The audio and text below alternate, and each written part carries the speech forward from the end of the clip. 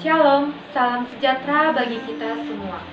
Video ini adalah tugas presentase beberapa prinsip umum dalam menafsirkan Alkitab yang sudah kami pelajari pada mata kuliah Hermeneutika Perjanjian Baru. Bersama Bapak dosen pengampu Dr. Baginda Sitompul MPDK. Untuk itu, saya Windy Sitolus dengan NIM 2401046 Prodi Pendidikan Agama Kristen, mahasiswa IAKS Tarutung, akan mempresentasikan prinsip hermeneutika perjanjian baru tersebut. Baik, di sini kita akan membahas prinsip-prinsip umum dalam menafsirkan Alkitab. Ada 4 konteks, yaitu yang pertama konteks dekat, yang kedua konteks jauh, yang ketiga konteks historis, dan yang keempat konteks budaya. Yang pertama kita akan membahas konteks dekat, yang dimana konteks dekat beberapa ayat sebelum dan sudah ayat yang ditafsir. Di sini kita akan membuat 2 contohnya. Yang pertama, di dalam Matius 5 ayat 39, tetapi aku berkata kepadamu, janganlah melawan orang jahat, tetapi siapapun yang menampar pipi kananmu, berikanlah juga kepadanya pipi kirimu. Ayat ini sering disalah tafsirkan sebagai ajakan untuk pasif dalam menghadapi kejahatan. Namun, konteks dekat menunjukkan bahwa Yesus berbicara tentang respon terhadap penganiayaan pribadi, bukan tentang kegagalan untuk melawan ketidakadilan secara umum. Contoh yang kedua tertulis dalam Matius 10 ayat 34. Jangan kamu menyangka bahwa aku datang untuk membawa damai di bumi. Aku datang bukan untuk membawa damai, melainkan pedang. Nah, ayat ini sering disalah tafsirkan sebagai ajakan untuk kekerasan. Namun, konteks dekat menjelaskan bahwa Yesus berbicara tentang perpecahan yang akan terjadi di antara keluarga, teman, karena iman kepadanya. Yang kedua, kita masuk kepada konteks jauh, yang dapat dilihat dari perikop dengan perikop, pasal dengan pasal. Di sini ada 2 contohnya juga. Yang pertama, yang tertulis dalam Yesaya 53 dan Kisah Para Rasul 8.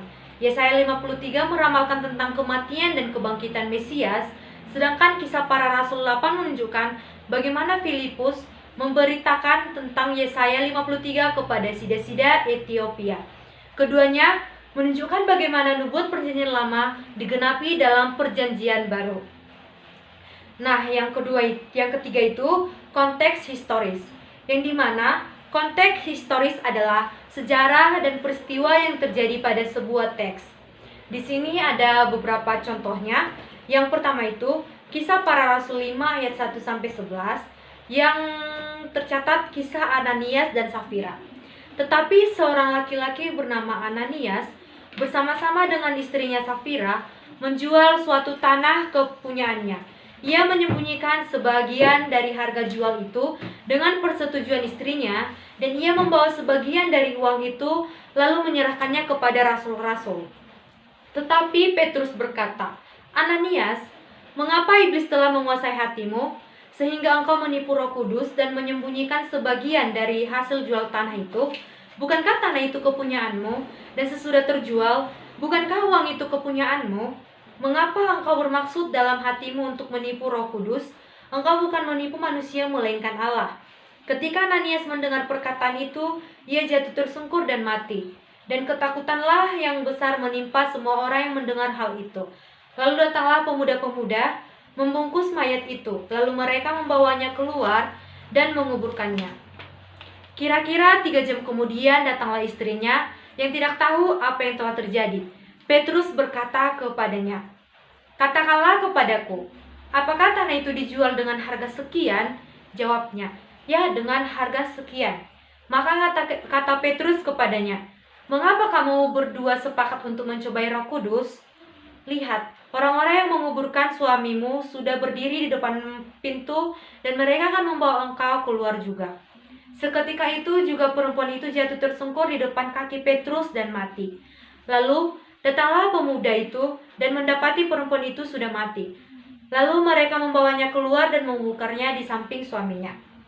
Konteks historis, ayat ini terjadi pada masa awal gereja ketika para pengikut Kristus sedang membangun komunitas baru. Kedua, gereja mula-mula sangat menekankan pentingnya berbagi harta benda untuk memenuhi kebutuhan orang miskin. Ketiga, Ananias dan Safira menjual tanah mereka dan berpura-pura menyerahkan seluruh hasil penjualan, tetapi mereka menyembunyikan sebagian uang. Contoh yang keempat itu konteks budaya, yang dimana kebiasaan budaya, adat istiadat. Di sini ada dua contohnya. Yang pertama tertulis dalam Kolose 3 ayat 23. Apapun yang kami perbuat, perbuatlah dengan segenap hatimu, seperti untuk Tuhan dan untuk manusia. Arti dalam budaya, ayat ini mengajarkan tentang etos kerja yang tinggi dalam budaya apapun. Dalam banyak budaya, pekerjaan sering dilihat sebagai cara untuk menghormati diri sendiri dan orang lain. Alkitab mengingatkan kita untuk bekerja dengan sepenuh hati, seolah-olah kita bekerja untuk Tuhan, bukan sekedar untuk memenuhi tuntunan manusia. Dalam budaya yang menghargai integritas dan kualitas, prinsip yang kedua kita masuk kepada ayat yang sering sekali bertentangan dengan ayat lain, dengan topik tidak menafsirkan ayat Alkitab yang justru bertentangan dengan ayat yang lain. Di sini kita akan memberikan dua contoh. Yang pertama yang tertulis dalam Yakobus 2 ayat 24 dan Roma 3 ayat 28, iman dan perbuatan. Yakobus 2 ayat 24 menyatakan bahwa manusia dibenarkan karena perbuatan, sementara Roma 3 ayat 28 mengatakan manusia dibenarkan oleh iman, bukan karena perbuatan. Perbedaan ini sering ditafsirkan sebagai kontradiksi, namun dapat dipahami dengan melihat konteksnya. Yakobus menekankan pentingnya perbuatan sebagai bukti iman yang sejati, sementara Paulus menekankan bahwa pembenaran di hadapan Allah diperoleh melalui iman kepada Kristus. Contoh yang kedua itu tertulis dalam Matius 5 ayat 17 Contoh yang kedua itu tertulis dalam Matius 5 ayat 17 sampai 19 dan Efesus 2 ayat 8 sampai 9. Hukum Taurat dan kasih karunia. Matius 5 ayat 17 sampai 19 menekankan pentingnya menaati hukum Taurat, sementara Efesus 2 ayat 8 sampai 9 menekankan keselamatan melalui kasih karunia, bukan karena usaha manusia. Ini bukanlah kontradiksi, melainkan menunjukkan bahwa Kristus telah menggenapi hukum Taurat dan keselamatan diberikan melalui kasih karunia-Nya. Ketaatan kepada hukum moral tetap penting sebagai respon atau kasih karunia tersebut. Nah, kita masuk ke topik yang ketiga atau prinsip yang ketiga, mampu membedakan mana teks deskriptif dan didaktif. Yang pertama itu teks deskriptif. Teks deskriptif itu adalah tidak berlaku kepada semua orang. Nah, di sini ada contohnya yang tertulis dalam Matius 25 ayat 40. Dan raja itu menjawab mereka, berkata, aku kepadamu, sesungguhnya segala sesuatu yang kamu lakukan untuk salah seorang dari saudaraku yang paling hina ini, kamu telah melakukannya kebaikannya kepada orang lain, terutama kepada mereka yang membutuhkannya. Artinya, ayat ini mengajarkan tentang pentingnya melakukan kebaikan kepada orang lain, terutama kepada mereka yang membutuhkan. Yang kedua itu didaktif. Didaktif adalah yang berlaku kepada semua orang, yang dimana ada di sini tertulis sebagai contohnya Efesus 4 ayat 25. Karena itu, buanglah dusta dan berkatalah benar kepada seorang yang lain, karena kita adalah sesama anggota. Artinya, Paulus mengajarkan agar umat Kristen hidup dengan jujur dan saling berkata benar. Karena semua orang Kristen adalah satu tubuh dalam Kristen, kejujuran sangat penting dalam membangun. Nah, kita masuk ke prinsip yang keempat, yang dimana kita harus memperhatikan oknum yang berbicara. Tuhan yang berbicara, malaikat yang berbicara, manusia yang berbicara, dan setan yang berbicara. Kita masuk ke contoh yang pertama, Tuhan berbicara. Di sini saya akan memberikan dua contoh dalam Alkitab yang tertulis dalam Yohanes 8 ayat 12. Akulah terang dunia. Barang siapa mengikut aku, ia tidak akan berjalan dalam kegelapan, melainkan ia akan mempunyai terang hidup. Keterangannya, Yesus menyatakan dirinya sebagai terang dunia yang membawa kebenaran dan kehidupan. Mereka yang mengikuti Yesus akan menerima terang dan dibebaskan diri dari kegelapan dosa. Contoh yang kedua itu, yang tertulis dalam Matius 11 ayat 28, marilah kepadaku semua yang letih lesu dan berbeban berat, aku akan memberi kegelapan kepadamu.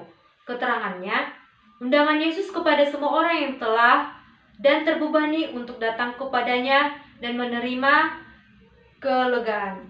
Ayat ini menekankan kasih dan belas kasihan Yesus. Contoh, Tuhan sendiri yang berbicara langsung. Nah, yang kedua, contoh ayat Alkitab yang malaikat yang berbicara. Di sini ada dua contohnya yang tertulis dalam Matius 28 ayat 5 sampai 7. Pengumuman kebangkitan Yesus. Setelah kebangkitan Yesus, seorang malaikat menampakkan diri kepada Maria Magdalena dan Maria yang lain di makam, memberitakan Yesus telah bangkit.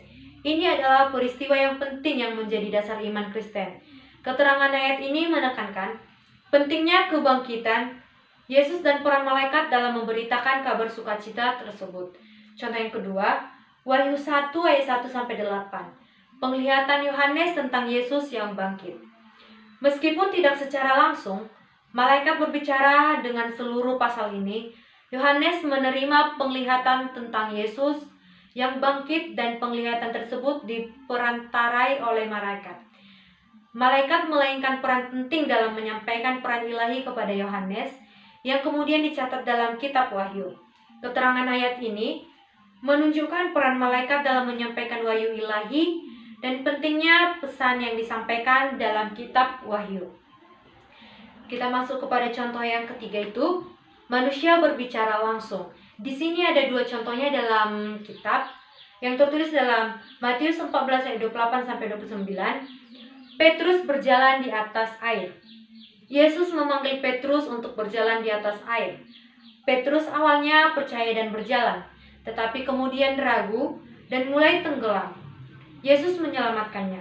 Keterangan ayat ini menunjukkan iman dan keraguan manusia serta kuasa Yesus. Contoh yang kedua tertulis dalam kitab Matius 16 ayat 13 sampai 16. Pengakuan Petrus tentang Yesus. Yesus bertanya kepada murid-muridnya, "Siapakah orang yang dikatakan orang tentang anak manusia?" Petrus menjawab, "Yesus adalah Mesias, anak Allah yang hidup." Keterangan ayat ini menunjukkan pengakuan iman Petrus yang benar, tetapi juga menunjukkan bahwa iman manusia bisa terpengaruh oleh pengaruh dunia. Kita masuk kepada yang keempat, itu setan yang berbicara.